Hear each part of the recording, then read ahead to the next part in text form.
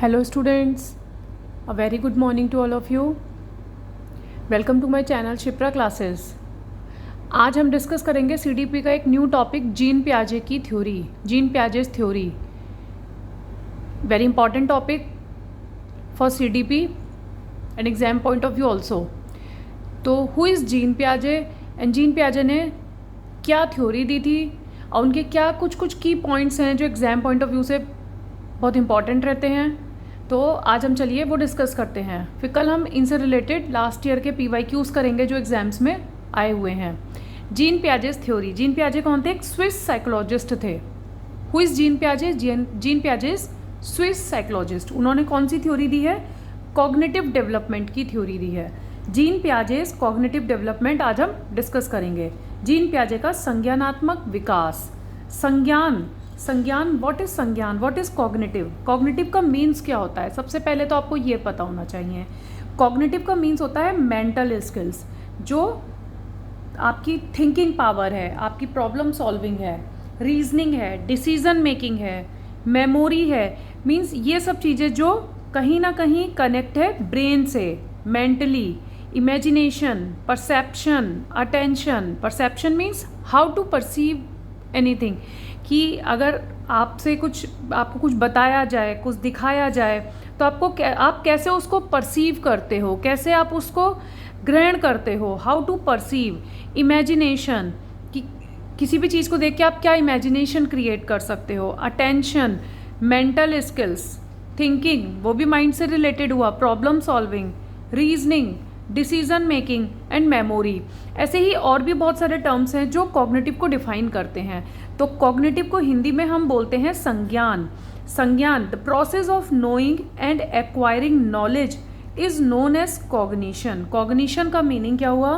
कोई भी ऐसा एक प्रोसेस को जानना और अपनी नॉलेज में उसको एक्वायर करना कॉग्निशन कहलाता है. संज्ञान, कि हमारे तो संज्ञान में ऐसा कुछ था ही नहीं, हमें तो ऐसा बताया ही नहीं गया था, हमें तो ये चीज़ पता ही नहीं थी. इट मीन्स हमारे माइंड में वो चीज़ थी ही नहीं.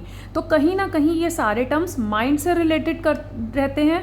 तो कॉग्निटिव का मीनिंग ही आपको ये ध्यान रखना है कि जहाँ भी कहीं कॉग्निटिव की बात की जाए, इट मीन्स वहाँ हम किससे रिलेटेड बात कर रहे हैं? ब्रेन से, माइंड से. ठीक है. तो ये छोटे छोटे टर्म्स हैं जो आप एक बार पढ़ेंगे तो आपको सब समझ में आ जाएंगे. अभी नेक्स्ट आता है अकॉर्डिंग टू पियाजे. पियाजे ने कहा है कि जो चिल्ड्रन हैं, जो बच्चे हैं, वो एक एक्टिव एक्सप्लोरर हैं. हमेशा कुछ ना कुछ ढूंढते रहते हैं. आपने देखा होगा जो छोटे छोटे बच्चे होते हैं हर चीज़ को जानने के लिए बहुत ज़्यादा क्यूरियस होते हैं कि मम्मा ऐसे क्यों, मैम ऐसे क्यों, पापा ऐसे क्यों नहीं. वो हर चीज़ को पूछते हैं कि इसका मीनिंग क्या होता है. एक लिटिल साइंटिस्ट होते हैं. उन्होंने कहा है कि चिल्ड्रन जो एक नन्हे वैज्ञानिक होते हैं जो हर चीज़ में कुछ ना कुछ ढूंढने की कोशिश करते हैं. एक तरह से एक्टिव एक्सप्लोरर जिन्हें कहा जाता है और जिन्हें लिटिल साइंटिस्ट कहा जाता है, वो कौन होते हैं? बच्चे होते हैं.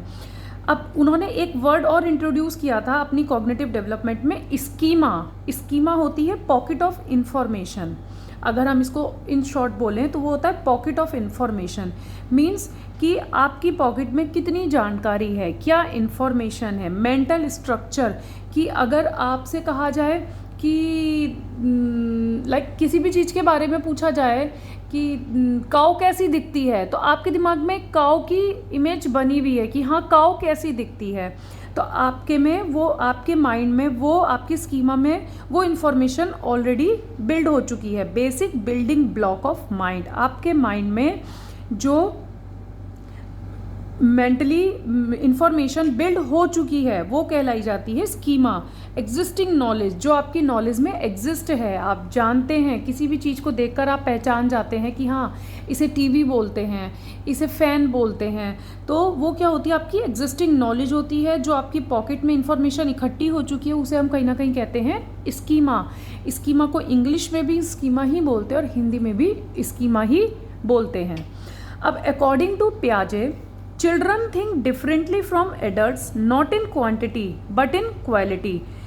पियाजे ने ऐसा कहा है कि चिल्ड्रन जो हैं, एडल्ट जो होते हैं, उनसे सोचते तो अलग हैं बट सिर्फ क्वालिटी में, नॉट क्वांटिटी में. मीन्स उनका सोचने का पॉइंट ऑफ व्यू कुछ और हो सकता है और हमारा कुछ और हो सकता है, लेकिन क्वांटिटी क्या होती है? सेम होती है. इट मीन्स कि जैसे सपोज टू बी एडल्ट क्या सोच रहे हैं, एडल्ट सोच रहे हैं कि मैंने ये एग्ज़ाम दिया है, पता नहीं है मेरा क्लियर होगा नहीं होगा, मैं इसकी प्रिपरेशन अच्छे से कर पाऊँगा नहीं कर पाऊँगी। लेकिन बच्चे क्या सोचते हैं, बच्चे सोचते हैं मेरा ये टॉय टूट गया, अब मम्मा कहीं मुझे डांटे ना, मेरा होमवर्क नहीं हुआ कहीं टीचर मुझे डांटे ना। तो सोच वो भी रहे हैं और सोच एडल्ट भी रहे हैं। क्वांटिटी दोनों की सेम है, सोच दोनों बराबर रहे हैं, मात्रा दोनों की बराबर है, लेकिन उनकी क्वालिटी डिफरेंट है। Children think differently from adults, not in quantity. Quantity में अलग नहीं सोचते, क्वालिटी में अलग सोचते हैं।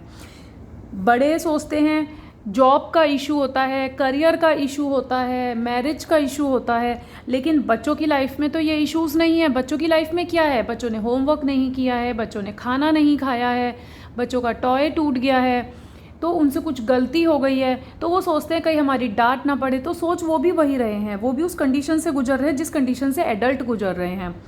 तो इसलिए पियाजे के according children think differently from adults, not in quantity but in quality.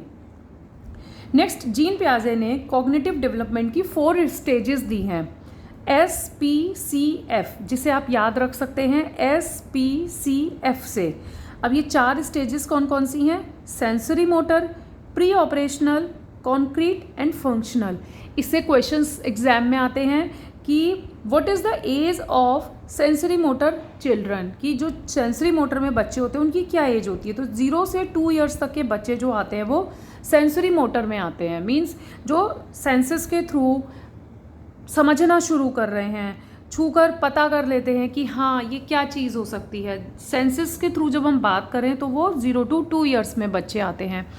Pre operational के बच्चे 2 to 7 ईयर्स में आते हैं, concrete 7 to 11 years and functional is 11 to 15 years, जहाँ पे बच्चे एक लॉजिकली अपनी एक थिंकिंग पावर डेवलप कर चुके होते हैं या अपनी फाइनल स्टेज पर होते हैं लॉजिकल पावर सोचने की। उनकी एक जो जीन पियाजे ने कहा है कि 15 ईयर्स तक बच्चे की मेंटल पावर बिल्डअप हो चुकी होती है कम्प्लीटली। तो फंक्शनल जो स्टेज है वो स्टेज ऐसी है जिसमें बच्चा लॉजिकली सोचता है, और this one is the last stage SPCF, sensory motor, pre operational, concrete and functional. और इनके ईयर्स भी आप लोग याद कर लीजिएगा कि किस स्टेज में बच्चा, कितने ईयर्स तक का बच्चा किस स्टेज में कहलाया जाता है। अभी 4 फैक्टर्स की अगर हम बात करें, इसमें प्लीज़ आप लोग कंफ्यूज मत होइएगा। फैक्टर्स की बात करें तो आप वहाँ पे maturation, experience, social interaction and equilibrium की बात करते हैं, लेकिन स्टेजेस में हम SPCF की बात करते हैं। तो क्वेश्चंस अच्छे से पढ़िएगा फिर उसको सॉल्व आउट कीजिएगा। मैचुरेशन की अगर हम बात करें, first factor is maturation of cognitive development according to Jean पियाजे। Maturation, what is maturation? Maturation जो जेनेटिक्स से आते हैं, हेरिडिटी से आते हैं, मीन्स आपके पेरेंट्स से आपके अंदर मैच्योरिटी जो आ रही है, जो जेनेटिक्स आपके अंदर डेवलपमेंट हो रहे हैं, जो हेरिडिटी से आपको मिला है, वो मैचुरेशन में आता है। एक्सपीरियंस, एक्सपीरियंस जो आप एक तरह से खुद से कुछ सीखते हैं तो वो एक्सपीरियंस में आता है कि हमने आज हाँ चलो कुछ नया ट्राई किया, हमने आज कोई एक नया टॉपिक पढ़ा बट वो खुद से पढ़ा तो हमें उस चीज़ का एक्सपीरियंस हुआ कि हाँ हम इसको अब कभी नहीं भूलेंगे। तो आपने खुद एक्सपीरियंस लिया, खुद पढ़ने की कोशिश करी, कुछ नया सीखने की कोशिश करी, वो एक्सपीरियंस में काउंट होगा। सोशल इंटरेक्शन, जो आप सोसाइटी के में रहकर सोशल होकर सीखते हैं, लाइक एक फैमिली गैदरिंग है या सोशल गैदरिंग है, गेट टुगेदर है एक फ्रेंड्स का, तो कहीं ना कहीं सोसाइटी से जब आपका इंटरेक्शन होता है तो वो सोशल इंटरेक्शन किस में आता है? थर्ड फैक्टर होता है। तो मैचुरेशन आपको आपकी फैमिली से मिलता है, एक्सपीरियंस आपको खुद से प्राप्त होता है, सोशल इंटरेक्शन आपको सोसाइटी से मिलता है, और fourth factor is equilibrium. Equilibrium का मीनिंग तो लाइक समथिंग, हम जैसे अगर इसको समझें तो इक्विलिब्रियम को 2 पार्ट्स में डिवाइड किया, अडेप्टेशन एंड ऑर्गेनाइजेशन। देखिए ऑर्गेनाइजेशन तो आपको पता है कि how to organise all the things, कि आप किस तरह से अपने मैटर को ऑर्गेनाइज करते हैं, अपनी चीज़ों को ऑर्गेनाइज करते हैं। बट अडेप्टेशन में क्या होता है? अडेप्टेशन में 2 पार्ट्स में, अडेप्टेशन 2 पार्ट में डिवाइड हो जाता है। वो 2 पार्ट क्या हैं? Assimilation and accommodation. Assimilation and accommodation का मीनिंग क्या हुआ कि अडेप्ट करना। सबसे पहले अडेप्टेशन का हम मीनिंग समझते हैं। समथिंग अडेप्ट मतलब कि हम कुछ अडेप्ट करना चाह रहे हैं, कुछ इंक्लूड करना चाह रहे हैं या कुछ चेंज करना चाह रहे हैं अपनी लाइफ में या अपनी एनीथिंग एल्स। तो एसिमिलेशन का मीनिंग हुआ कि कोई भी एग्जिस्टिंग नॉलेज में आप उसमें कुछ एडिशन कर रहे हैं, रोज कुछ नया पढ़ रहे हैं, तो वो हुआ एसिमिलेशन, एडिशन हो गया। अभी एकोमोडेशन, मॉडिफिकेशन। एकोमोडेशन का मीनिंग होता है कि कुछ मॉडिफाई करना, कुछ चेंजेस करना। लाइक मैं आपसे कहूँ, मैंने आपको डॉग दिखाया, अब डॉग देखकर आपने ये अडेप्ट कर लिया, ये ऐड कर लिया अपनी नॉलेज में कि डॉग के 4 पैर होते हैं, डॉग दिखने में ऐसा होता है, या गाय की हम बात करें कि गाय के 2 सींग होते हैं। अभी हमने क्या करा, वहीं पे अब हर जानवर जो 4 पैरों का है वो डॉग तो नहीं हो सकता। अगर मैं डॉग की बात करूं, इट मीन्स आपको कहीं ना कहीं अपनी नॉलेज में अगर कुछ चेंजेस करने हैं, आपको पता होना चाहिए कि ये गाय है, ये डॉग है, ये कैट है। तो जानवरों के पैर तीनों के 4 हुए, गाय के भी, डॉग के भी और कैट के भी, बट वो हैं तो अलग अलग। तो इसलिए अपनी नॉलेज को आपने चेंज किया। पहले तो आपने एडिशन कर लिया, अपनी नॉलेज में ऐड कर लिया कि हाँ गाय के 4 पैर होते हैं, लेकिन उसके बाद जब आप सारे जानवरों में डिफरेंस बताने लग गए, आपने अपनी नॉलेज को मॉडिफाई किया, उसमें कुछ चेंजेस किए, तो वो होता है एकोमोडेशन। अपनी नॉलेज में कुछ एडिशन करना, it is known as assimilation. And अपनी नॉलेज में कुछ चेंजेस करना, कुछ मॉडिफाई करना, it is known as accommodation. इन दोनों में बच्चे बहुत कंफ्यूज रहते हैं, तो आपको इसका मीनिंग क्रिस्टल क्लियर आना चाहिए कि हाँ व्हाट इज़ द मीनिंग और what is the difference of assimilation and accommodation. अभी मैं आपको एक चीज़ और डिस्कस करूँगी। हम सबके पास ब्रेन होता है, ठीक है, हमारे 2 पार्ट है ब्रेन के, एक लेफ्ट ब्रेन, एक राइट ब्रेन। अब जीन पियाजे ने क्या कहा, जीन पियाजे ने ऐसा कहा जो लेफ्ट ब्रेन हमारा काम करता है वो लॉजिकली काम करता है। जब भी हम कुछ लॉजिकली सोचते हैं, इट मीन्स हमारा लेफ्ट ब्रेन काम कर रहा है। अगर हम बात करें राइट ब्रेन की, तो राइट ब्रेन अगर हमारा काम कर रहा है, इट मीन्स हमारी क्रिएटिविटी डेवलप हो रही है, जिसे हम बोलते हैं डाइवर्जेंट थिंकिंग। डाइवर्जेंट का मीनिंग आपको पता है ना, डाइवर्जेंट मीन्स कई तरीके से सोचना, क्रिएटिविटी मीन्स कुछ क्रिएटिवली सोचना, कुछ डिफरेंट सोचना। तो क्रिएटिविटी की अगर हम बात करेंगे तो it means our right brain is working, और लॉजिक की अगर बात करेंगे तो our left brain is working. तो ये डिफरेंस है left brain and right brain में अकॉर्डिंग टू जीन पियाजे। अभी ये जीन पियाजे के कुछ की पॉइंट्स थे जो मैंने आप लोगों के साथ डिस्कस किए। इन्हीं की पॉइंट्स के बेसिस पर मैं कल आपसे कुछ क्वेश्चंस पूछूंगी, कुछ क्वेश्चंस लेकर आऊँगी जो PYQs रहेंगे, प्रीवियस ईयर क्वेश्चंस रहेंगे। तो आप इसको एक बार अच्छे से और पढ़िएगा। एक बार आप अगर इसमें 10 मिनट्स भी और देंगे तो आपका ये टॉपिक क्लियर हो जाएगा, और आप मान के चलिए इससे 1 या 2 क्वेश्चन आपको ज़रूर देखने को मिलेंगे अपने एग्ज़ाम में।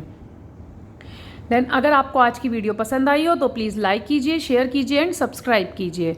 एंड कोई भी प्रॉब्लम हो तो मुझे कमेंट कीजिए। And thank you.